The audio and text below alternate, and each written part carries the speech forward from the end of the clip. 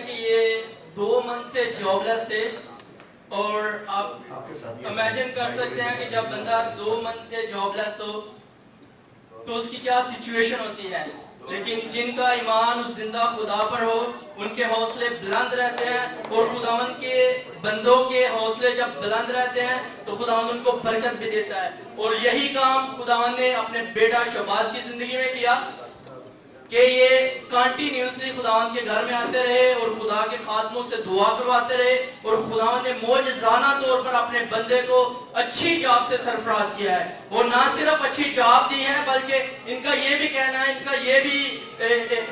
Believe है कि ये जिस फील्ड में जॉब ढूंढ रहे थे खुदावन ने उसी फील्ड में इनको सरफराज किया है। खुदावन